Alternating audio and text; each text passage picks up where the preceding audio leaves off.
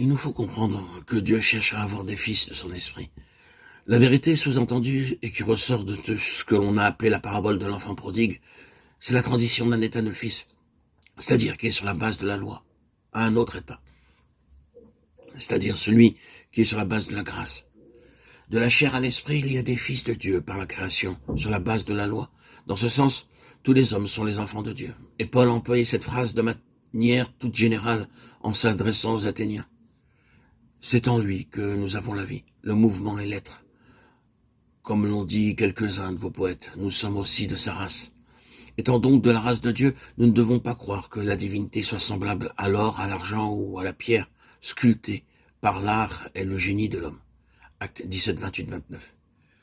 Mais par la chute, par l'égarement ou la déviation de l'homme. Mon esprit ne sera pas toujours en lutte avec l'homme, car l'homme est devenu chair et ses jours sont réduits. Genèse 6, 3. Tous les desseins de Dieu et les possibilités de cette relation ont été brisées. Cette relation n'a plus de valeur. Il est devenu chair. Il est donc séparé de Dieu, étranger. Éphésiens 4, 18. Dans un pays éloigné, perdu, mort. Luc 15, 13 et 24. C'est ici que paraît la grâce et l'esprit par la grâce. L'esprit commence son action dans ce domaine de la mort et de l'éloignement. Il convainc de pécher contre le ciel. Luc 15, 21. La seule conviction suffisante. Il fait aboutir la fin des œuvres de la chair dans le désespoir et la destruction. Il contraint, il prouve.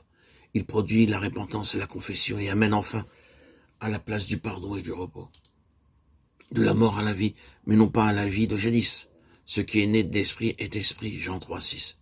Cet homme est le fruit du travail et de la peine de l'esprit, et toutes les relations seront désormais nouvelles.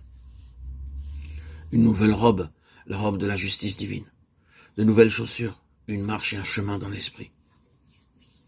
La loi de l'esprit de vie m'a affranchi en Jésus-Christ de la loi du péché et de la mort, afin que la justice prescrite par la loi fût accomplie en nous, qui marchons non selon la chair, mais selon l'esprit. Romains 8, 2 et 4. Un anneau, le symbole de l'autorité, le droit ou le pouvoir des fils, à tous ceux qui l'ont reçu. Il a donné le pouvoir de devenir fils de Dieu à tous ceux qui croient en son nom, qui ne sont pas nés du sang, ni de la volonté de la chair, ni de la volonté de l'homme, mais qui sont nés de Dieu. Jean 1, 12, 13. Le veau gras, les mets qu'il n'avait pas connus autrefois, la meilleure nourriture de la maison du Père.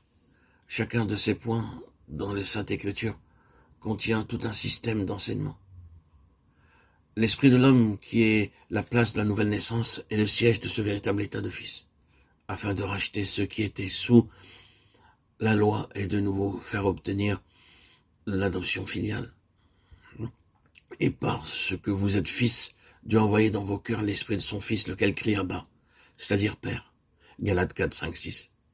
Il est donc aussi le nouvel homme appelé à servir Dieu sous le régime nouveau de l'esprit. Romains 7, 6.